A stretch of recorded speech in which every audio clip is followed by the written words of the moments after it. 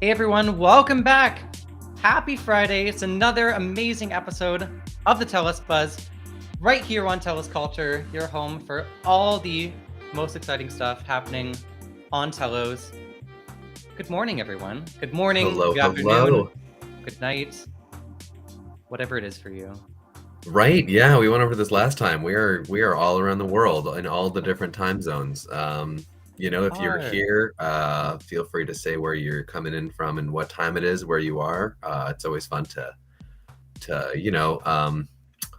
change your perspective a little bit. Imagine like it's Oh, nine yeah. o'clock at night when for us here it's noon, 12 noon exactly. Oh, totally. Yeah, And just we're wearing orange shirts today for Truth and Reconciliation Day in Canada. Just yeah. for anyone who's wondering why we're so matchy. Yeah, so very, very important day in Canada. So if you guys don't know what that is, check it out. Learn a little bit about Canada's present and its past as well. Yeah.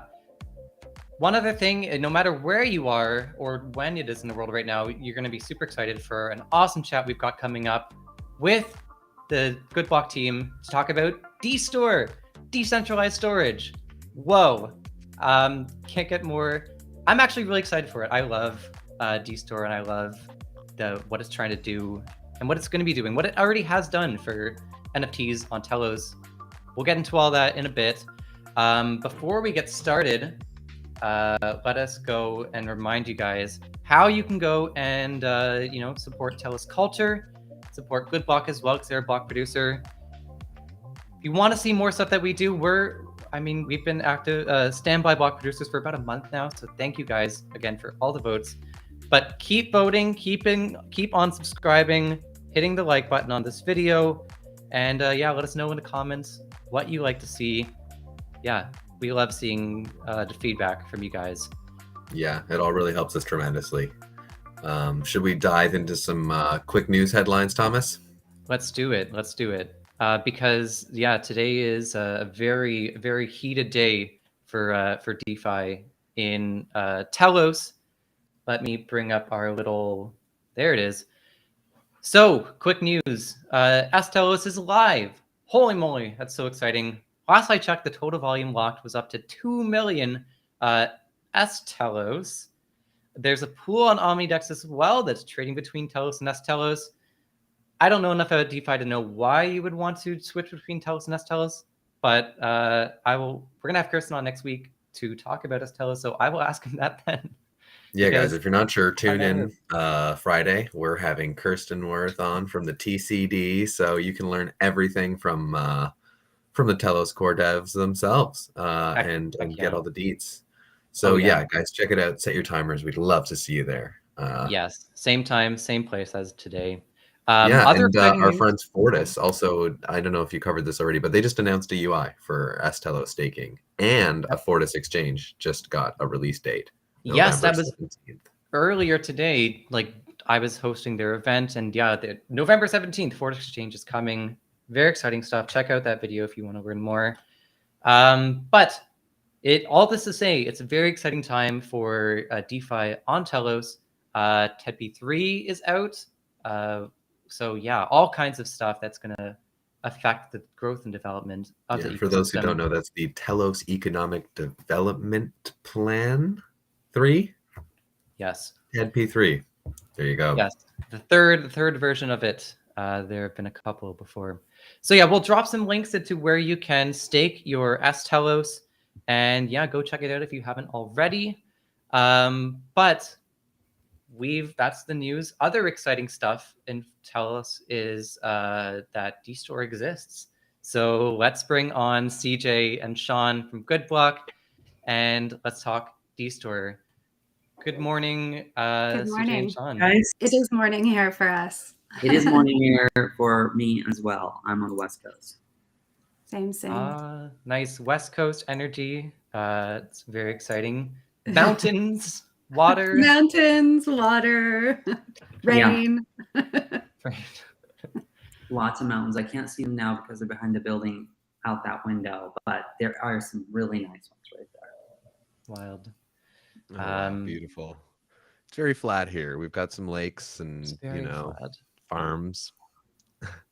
Yeah. Oh.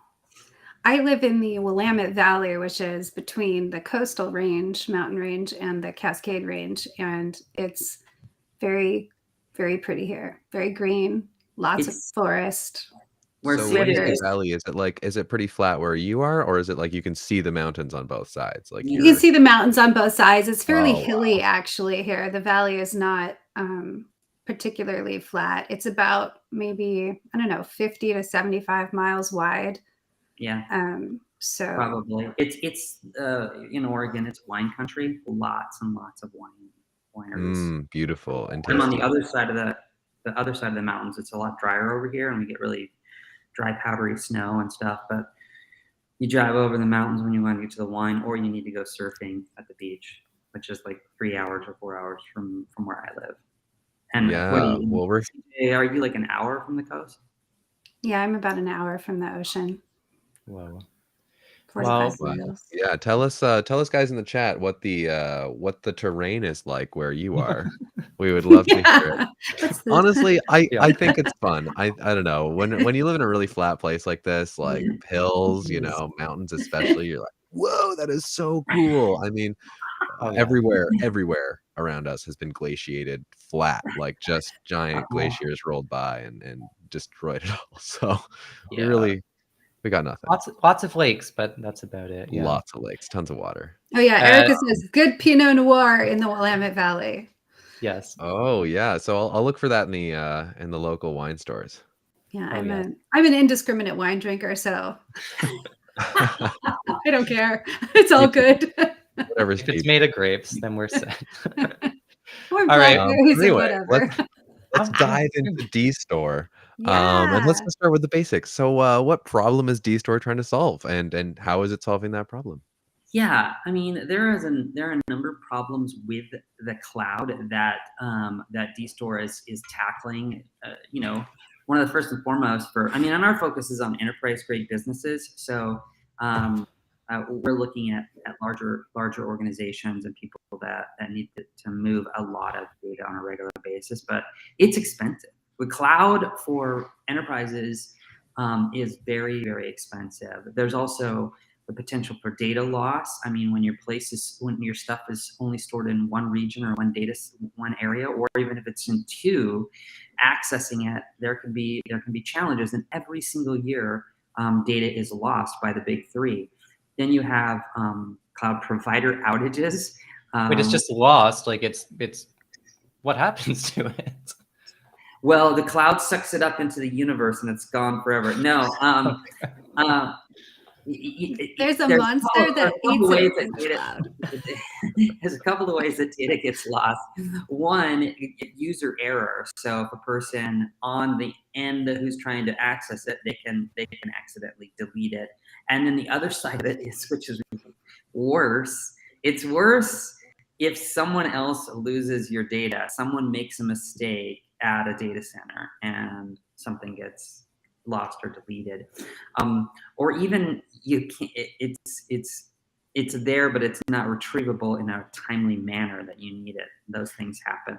And that leads to the next one, which is current solutions require people to trust Amazon. They got to trust Amazon. They got to trust Azure, Microsoft. They got to trust Google.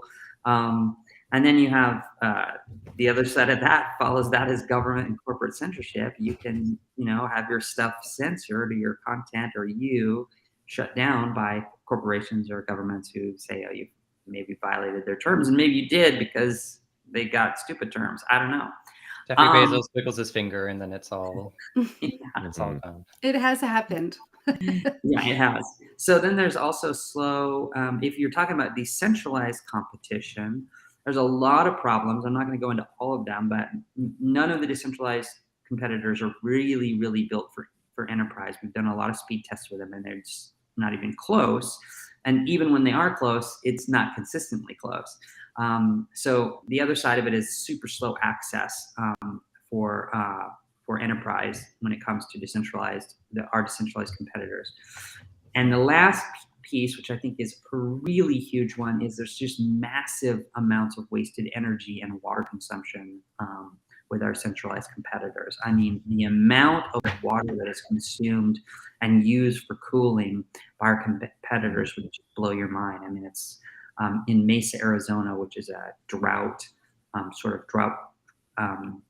drought-ridden place, yeah, because it's the desert.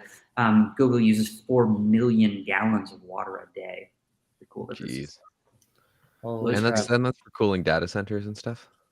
What's that? That's for cooling data centers and the like. Yeah, they use basically a kind of most people have moved because it's greener, but it's not. Most organizations have moved to evaporative type cooling, or they're trying to, or they're saying it's on their it's on their roadmap. We're moving to evaporative cooling because it's better for the environment, except for the water waste. So yeah, those are huge issues. We built dStor to really to overcome those issues.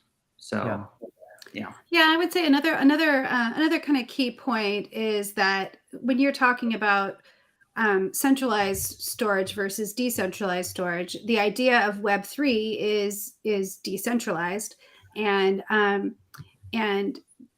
so Web 2 is centralized. Everything is very easy and it's very convenient, and you don't have to worry about it until you do, and then there's nothing you can do about it. But one of the features that other decentralized storage solutions really lack is that they don't offer a billing feature that allows people to pay with fiat and traditional and one of the things that we're doing with dStor is working to bridge that gap. So if you have a choice with decentralized storage, you either have slow and you have to pay with some kind of crypto, usually their token, or you can go with centralized and it's fast and you can pay with regular fiat. We're actually working on a billing system that will allow people to pay with either Telos or a credit card, and so this works out. It's bridging that between Web 2 and Web 3, but making it possible, because if we're really going to gain mass adoption, we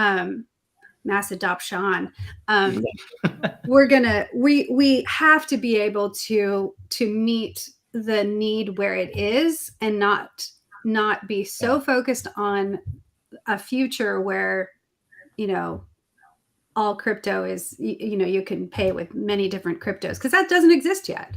And so that's one of the other things that we're doing. I know storage can be kind of boring, but it is actually the thing that everybody needs. Like your social media, your everything. One of Amazon's biggest customers is Twitter. Wow. Well, yeah, that's one thing that I like. A couple things after. Netflix is also one of their customers. Well, for now, Netflix is going to their own storage, but right now they're using Amazon. Wild. Yeah, that's the one thing that you guys are talking about enterprise solutions, as like an individual user of Google Drive or something. First of all, if I lost all that, horrible. That would really suck. I got some nice stuff on there.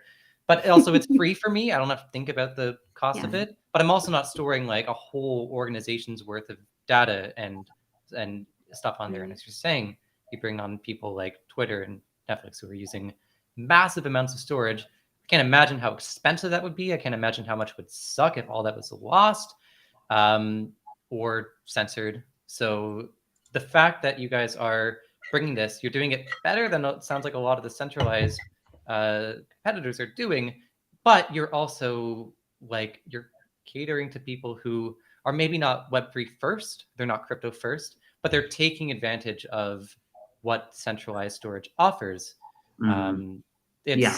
Which is what I love about dStor. You're not crypto is looking for it's got a solution for a problem, we're gonna make it up. It's no, there's actually benefits to how you guys are using decentralization, and you're pitching that to people, which I love. Yeah. Right. Yeah, it's one of those things. And I think a lot of people are like, well, maybe we should explain a little bit about how dStor works. So the idea is that we provide the infrastructure, the software for nodes around the world. There's a minimum kind of requirement for being a storage node. We utilize IPFS, but we've kind of taking it to the next level. Yeah, made it so that it's really fast, and and there's a lot of IFPS. That's a fun name for that. Interplanetary file storage. File. Yeah. So sci-fi sounding. Right. So cool. I'm like, it should be intraplanetary because we're not on any other planets. Excellent. We will. Sorry, but someday.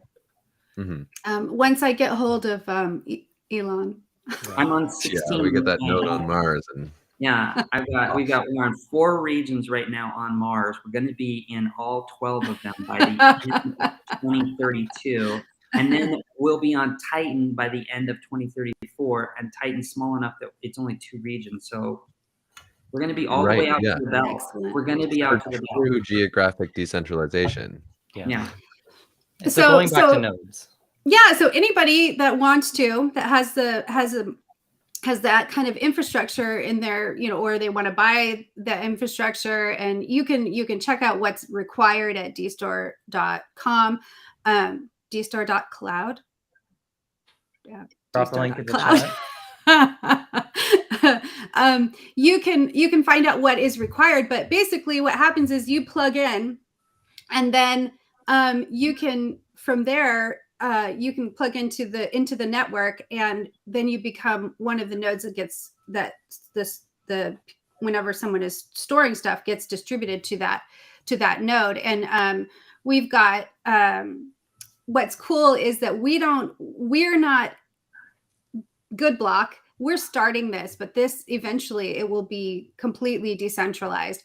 We won't no central entity will control it, and therefore anyone it's impossible to turn it off or right.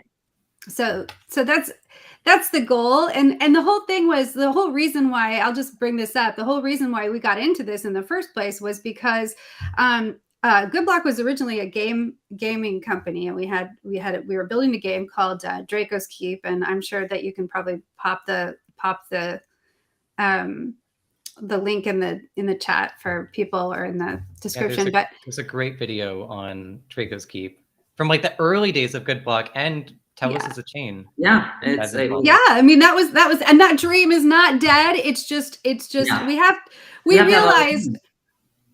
realized pretty quickly that we needed there was no decentralized storage solution that would be fast enough for gaming, that would be able to do what we needed it to do for Draco's Keep. So we set out to build this. Actually, if you go back to chapter 1 of Good Block in gaming, the idea was, we want to do decentralized gaming. Oh wait, Ethereum isn't fast enough for really great games. Oh, okay. And we need to find a chain. And then out of that was, here's EOS. Oh, they've got governance issues. Oh, let's get these people together and launch Telos. Oh, we actually need the governance engine. Oh, let's do Decide. Okay, now we're ready for games. No, we need storage. Okay. And now all the pieces they're coming together, it sounds like. Like dStor is, because here's a question that I have, because I've seen like X storage from Area X. That's I believe that's on dStor. Tell us a little bit more about that. How does that work? So they're utilizing dStor. They're one of our beta testers, and they're using it has been invaluable for us as far as really learning what use cases, how we can build for the use cases, and then and there's some others. We will not, like, for one thing, like we will not be providing the kind of like consumer storage like Google Drive or Dropbox. But we are optimistic that that somebody else will do that. Somebody else I will build think the front end. Yeah. T Drive has been building for that, and hopefully it'll work out that that the two can be together, that they can utilize dStor. But dStor is not quite there. We haven't launched our billing, and that's the next big thing, is being able to granularly track everything to be able to bill our customers, and we have to be able to do that in order. You don't want to have like so many people on the network utilizing the network that are because right now we're paying for that. There's no income. If we don't have billing, we can't bill the customer, and which is great. They don't have to pay, but but that our goal is to have that billing. We were hoping to have it ready to go, but we ran into some issues, so we are that's going to be the next big update, and then from there it will get really exciting, because we'll be able to onboard increasingly more nodes and more customers, and that's all got to be done very strategically. So we're really anxious to get there. I know you're getting me excited about billing. I never thought I'd say this. Who would be so excited? But like CJ, again, billing, storage, it's so fun. It's coming. But again, when you're talking on these grand levels of like whole enterprises storing their entire like mass amounts of data in a place that's decentralized and is sensor resistant and geographically spread out as well, like that's really important, but not something that you think about. But and again, like Microsoft Azure, Google Cloud, Amazon S3, they I bet they do billing. That's something that people need. I would imagine they do. Yeah, they very do. Complicated. It's very complicated billing. It's very complicated, and that's one of the things that we set out to avoid is to make it simple, so that you know how much it costs for uploads and downloads and storage, and it's not confusing. There's no like, I have this bill, and it could be anything, because it's very complicated based on the regions and what's happening in that region and this region and who is using it, and ours is simple, and so I think it's going to be amazing, and I think it will reach that mass adoption level because of those things.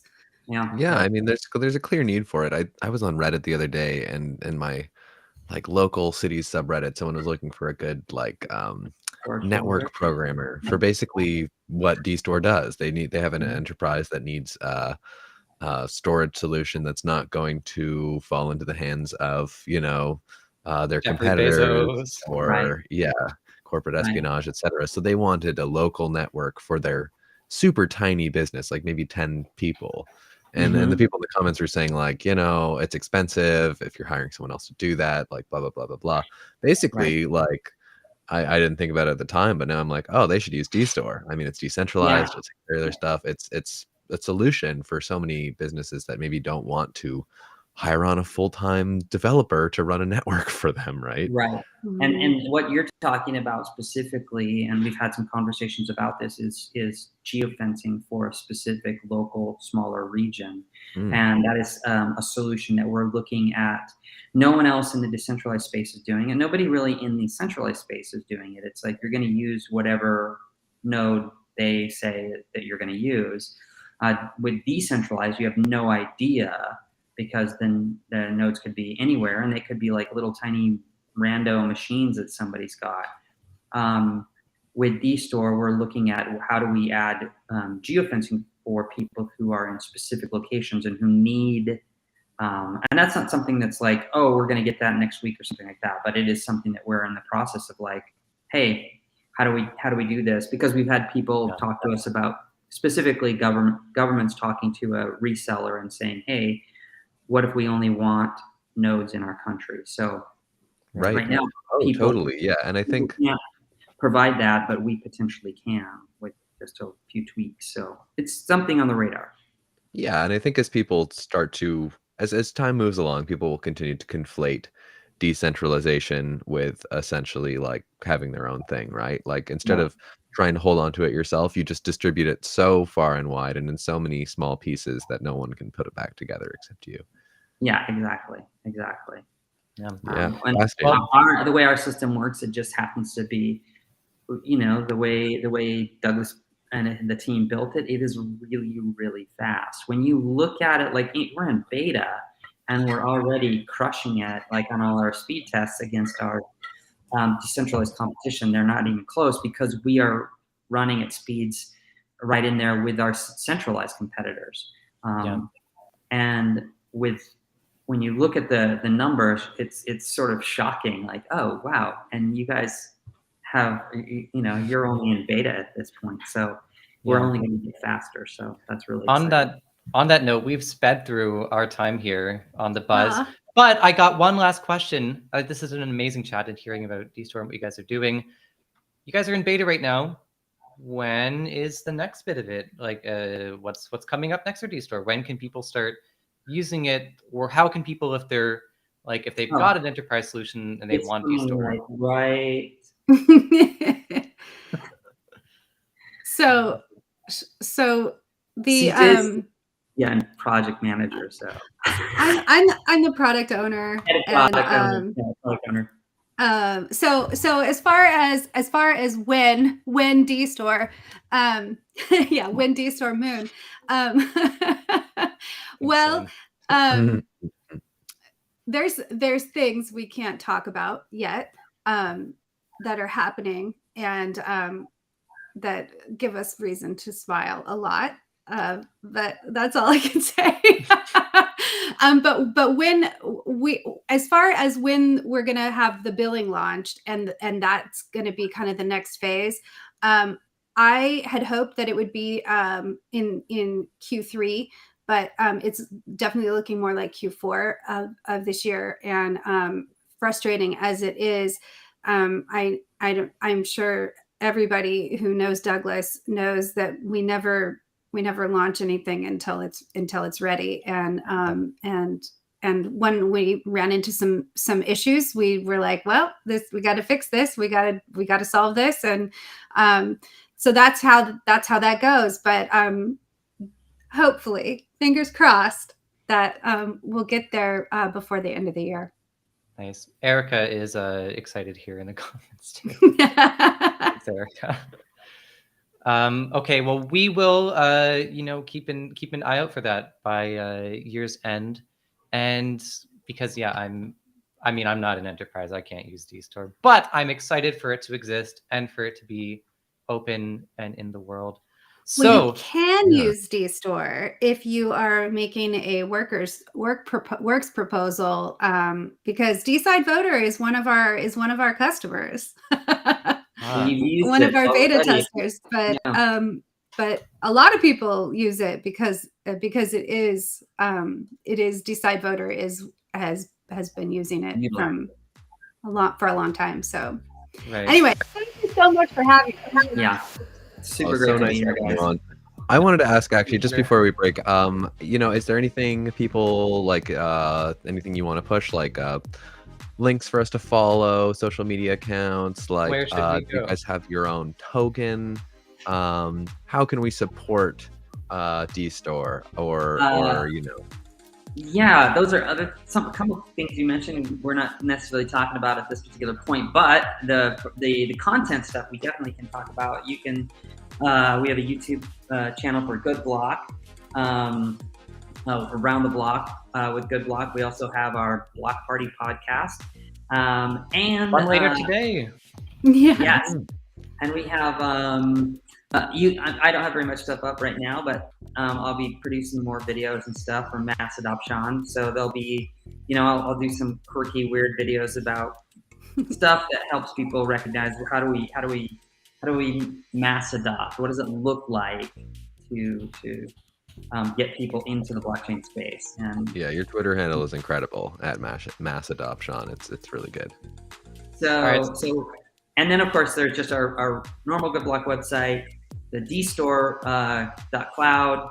Is it app.dStor.cloud? App.dStor.cloud. Just dStor.cloud. dStor.cloud. Perfect. Cloud. And We what got a time link is in the that stream going live later? Block party.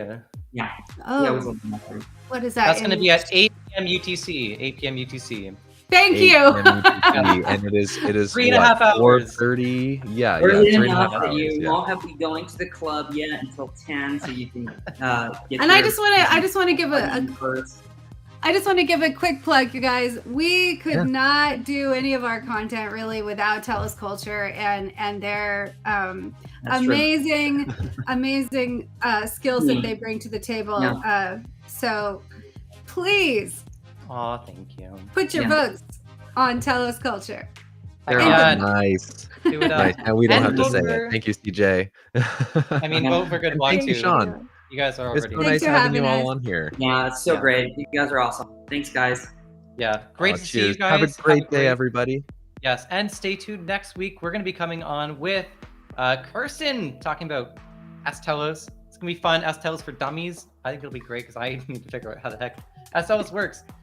We will see you guys there. Have a great day, evening, night, wherever you are. We'll see you guys later. Take care. Bye.